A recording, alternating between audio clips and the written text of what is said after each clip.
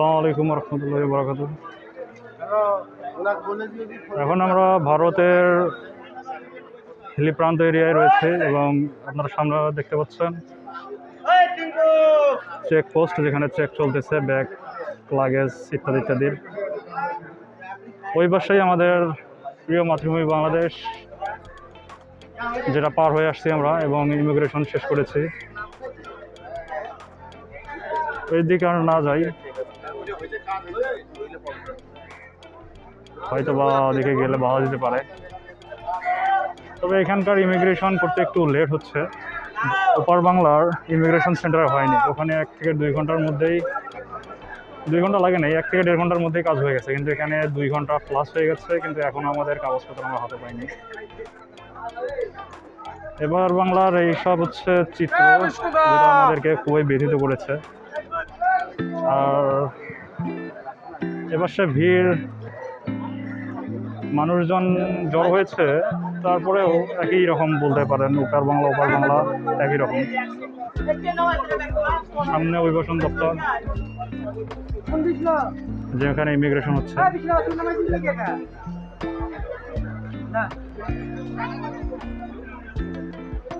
এইখান থেকে আপনারা আমাদের বাংলাদেশের টাকা এসে এক্সচেঞ্জ করে নিতে পারবেন। সরোজিনী ফরেক্স অ্যান্ড ট্রাভেলস লিমিটেড।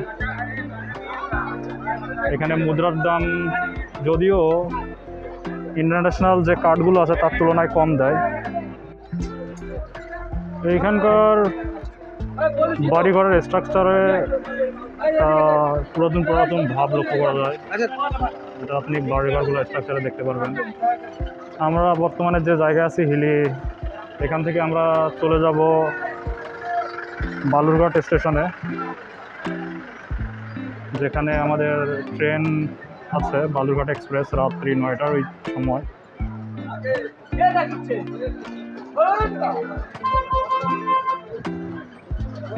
তো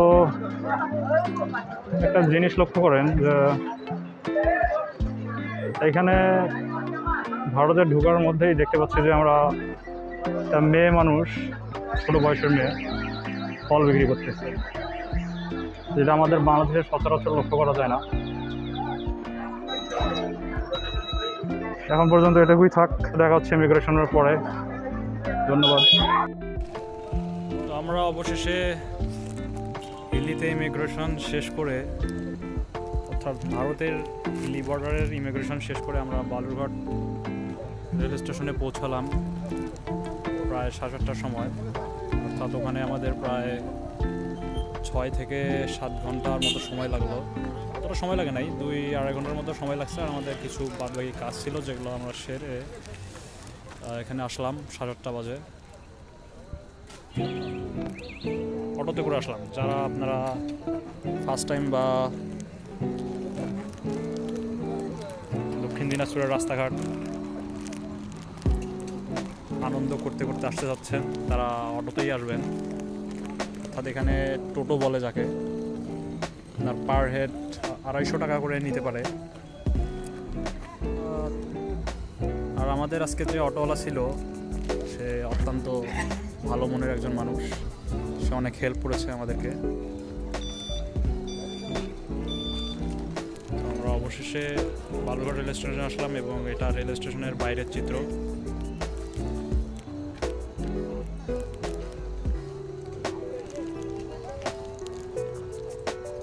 আর এটা হচ্ছে রেল স্টেশনের বাইরে 2টা টি স্টল আছে। রেল স্টেশনের ভিতরে 2টা আছে, তবে ওগুলোর দাম সাধারণের তুলনায় অনেকটা বেশি। তাই কোনো কিছু নিতে চাইলে প্রথমে এসে বাইক থেকে নেওয়াটা বেটার হবে। চলুন দেখা যাক রেল স্টেশনের ভিতরের চিত্রটা কেমন। এখনও মানুষ আসতেছে ইমিগ্রেশন শেষ করে।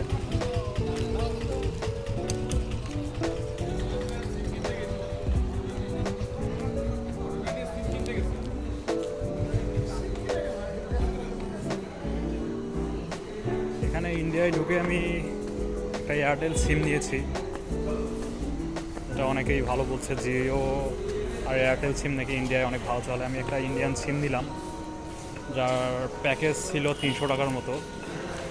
অর্থাৎ টোটাল 28 দিনের প্যাকেজ নিছি, সিম একদম ফ্রি। 28 দিনের প্যাকেজে রয়েছে আনলিমিটেড টক টাইম ইন্ডিয়ার ভিতরে এবং ইন্ডিয়ার বাইরে।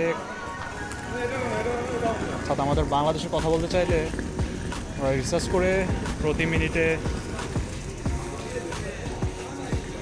3 টাকা বা 2 টাকা করে কাটতে পারে। আমি যে অফারটা নিয়েছি সেটা হচ্ছে আনলিমিটেড অফার, অর্থাৎ 1 মাসের মধ্যে আমি আনলিমিটেড টক টাইম কথা বলতে পারবো ইন্ডিয়ার ভিতরে। এরকম অফার বাংলাদেশে চালু থাকলে মনে হয় না আমাদের বাঙালিরা ফোন ছেড়ে উঠবে। এটা হচ্ছে রেল স্টেশনের ভিতরের চিত্র, আর এইটাতে আমরা যাব।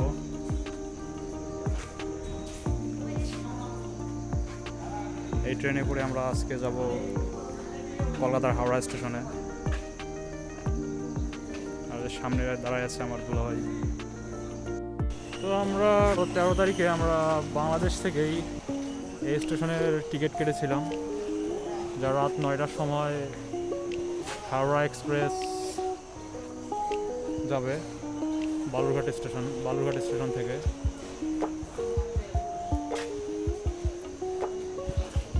এখন বাজে 8টা 21, আমাদের ট্রেন 9টার সময়।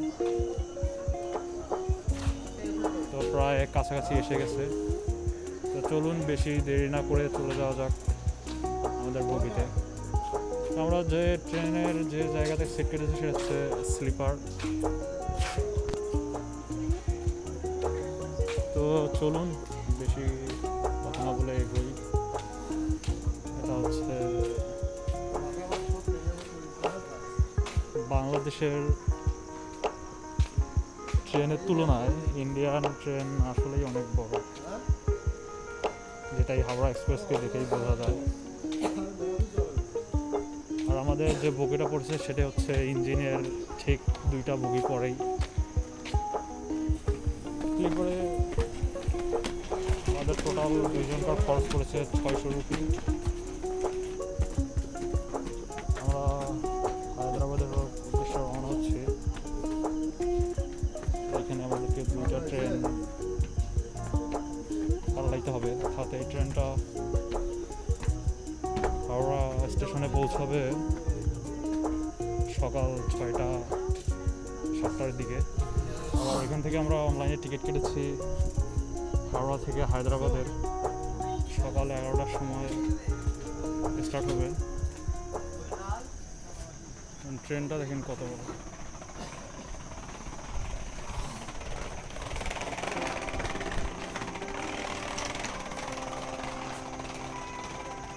অনেক বড় ট্রেন।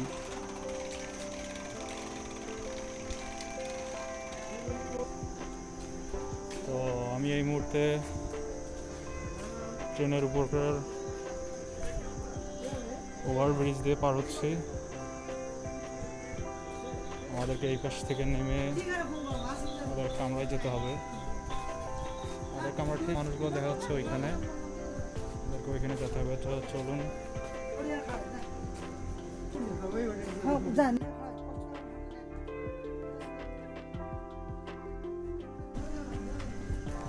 এইখানে একটা জিনিস লক্ষ্য করা যায়, স্টেশনের প্ল্যাটফর্মগুলি অনেক পরিষ্কার পরিচ্ছন্ন, যা আমাদের বাংলাদেশে সচরাচর দেখা যায় না।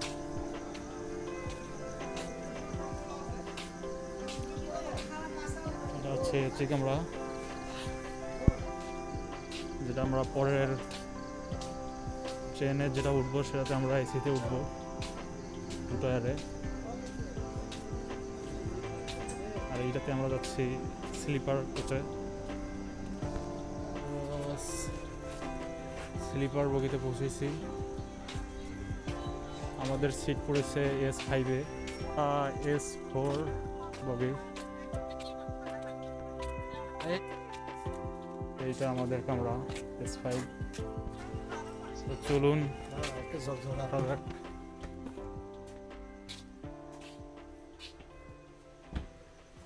কামরায়। এটা আমাদের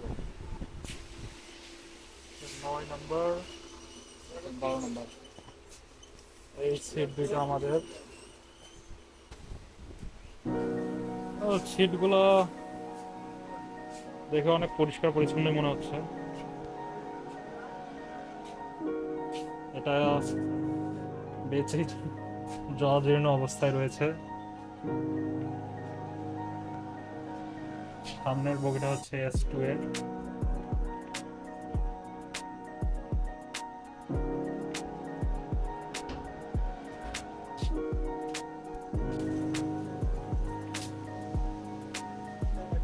এখানে বেশ কয়েকটি সিট রয়েছে। মোটে 6টা সিট রয়েছে যেখানে 6 জন থাকবে। এটা হচ্ছে লোয়ার, মিডল এবং আপার, এবং এই পাশে ছাইড়ে দেখতেছেন 2টা আছে সাইড লোয়ার এবং উপরে আছে সাইড আপার। একটা বগিতে স্লিপার 8 জন লোকের জায়গা হয়।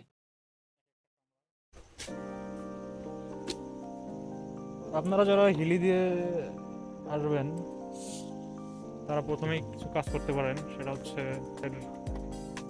যাদের ইন্টারন্যাশনাল ডুয়েল কারেন্সি কার্ড রয়েছে তারা কার্ডে ডলার ইনভেস্ট করে নিয়ে আসতে পারেন।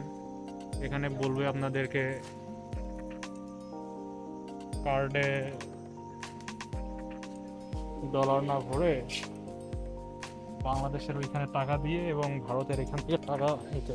কিন্তু ওইটা ট্রাই করে দেখছিলাম আমরা, তাতে আমাদেরকে 2-3 পয়সা করে কম দিয়েছে। তাতে 1 টাকার নেট মূল প্রাইস ছিল 78 পয়সা, যা আমাদেরকে এখানে 76 পয়সা করে দিচ্ছে। তাই আপনারা ইন্টারন্যাশনাল যাদের ডুয়াল কারেন্সি কার্ড আছে তারা কার্ডে ডলার ভরে ভারতে এসে কার্ড থেকে ডলারকে কনভার্ট করে রুপি নিয়ে নেবেন। তাতে আমার মনে হয় যে আপনারা লাভবান হবেন। আপনারা হিলি এখানে তো খাবারের কোনো ব্যবস্থা নেই। আপনারা যারা খেতে যান তারা বালুরঘাট বাস স্ট্যান্ডে এসে ভাত বা অন্যান্য যাদের ভারী খাবার প্রয়োজন তারা ওখান থেকে খাবেন। বিভিন্ন সাইটে আমি পড়েছি হাওড়া স্টেশন নাকি ভারতের কয়েকটা বড় বড় রেল স্টেশনের মধ্যে একটা, কিন্তু এই বালুরঘাট রেল স্টেশনে এসেই তো আমি হতবাক। এখানকার রেল স্টেশনটাও অনেক বড় এবং এখানে যে ট্রেনটা আসে এটা তো বিশাল বড়, বলার জো রাখে না যে বাংলাদেশের 2টা ট্রেন এটা একটার সমান। আমি যেটা আগে বলেছিলাম যে এখানকার প্ল্যাটফর্মগুলো অনেক পরিষ্কার পরিচ্ছন্ন, যেটা আপনারা ভিডিওতে দেখতে পাচ্ছেন। এখানে পরিষ্কার পরিচ্ছন্নতাকে অনেক গুরুত্ব দেওয়া হয়। আমাদের এইটা ট্রেন 9টার সময় ছাড়বে, যার কারণে সবগুলো বগিতেই লোক উঠতে শুরু করেছে। যদিও আমাদের যে বগিতে আমরা পড়ছি বা যে কামরায় আমরা পড়েছি সে কামরায় এখনও কোনো লোক আসেনি, আমরাই প্রথম। দেখলেনই যেটা। আর আমি ভাতের প্রসঙ্গে যেটা বলছিলাম, যারা আপনারা ভাত বা ভারী জাতীয় খাবার খেতে চান তারা বালুরঘাট বাস স্ট্যান্ড থেকে খেতে পারেন। সেখানে কম প্রাইজের মধ্যেই আপনারা ভাত জাতীয় ভারী খাবার খেতে পারবেন। ভাত এবং ডাল সহকারে নিয়েছিলাম, যার মূল্য ছিল 45 টাকা করে পার প্লেট, এবং সাথে একটা রুই মাছ নিয়েছিলাম যার প্রাইস ছিল 200 টাকার মতো। টোটাল প্রাইস আমাকে 280 টাকার মধ্যে পড়েছে। অনেক কম প্রাইসের মধ্যেই আমরা আমাদের খাবারটা খেতে পেরেছি। তাই আপনারা যারা হিলি হয়ে ঢুকবেন তারা চেষ্টা করবেন যে বালুরঘাট বাস স্ট্যান্ডে এসে খেতে। বালুরঘাটে যাদের প্ল্যান যে বালুরঘাট স্টেশনে এসে খাবেন, সেটা হবে না, কারণ এখানে ভারী জাতীয় খাবারের কোনো সুযোগ নেই। আর স্টেশনের ভিতরে ওসব খাবার বিক্রিও হয় না। আর স্টেশনের ভিতরে যেসব খাবার থেকেও থাকে তারপরে ওগুলোর প্রাইস হবে আকাশচুম্বী। এখানে মানুষজন তাদের কামরায় তাদের সিটে সব ব্যাগপত্র রেখে বাইরে এসে প্রাকৃতিক সৌন্দর্যকে উপভোগ করতেছে, দেখতে পাচ্ছেন। আপাতত আমরা যে জায়গায় দাঁড়ায় আছি সে জায়গাটা আপাতত জ্যামহীন, কিন্তু কিছুক্ষণ পরেই হয়তো বা লোকে লোকারণ হয়ে যাবে, কারণ ট্রেনটা 9টার দিকে ছেড়ে দিবে, যার কারণে সবার তাড়াহুড়ো লেগে যাবে যে নিজ নিজ কামরায় উঠে তাদের গন্তব্যে চলে যাওয়ার জন্য। ট্রেন ছাড়ার সময় হয়ে গেছে, কিন্তু আমাদের বগিতে এখনো কোনো লোক এসে পৌঁছায়নি, যার কারণে আমার ধুলাই শুয়ে আছে। চলুন দেখি ওখানে চার্জিং পোর্ট আছে, উপর দুই পাশে চার্জিং পোর্ট আছে, এবং উপরে তো ফ্যান আছেই। শীতকালে কিছু থাকবে না থাকে, ফ্যানের বাতাস আছে, যা আমাদের মনকে সবসময় শিহরিত করে তোলে। এই হচ্ছে আমাদের কামরার অবস্থা।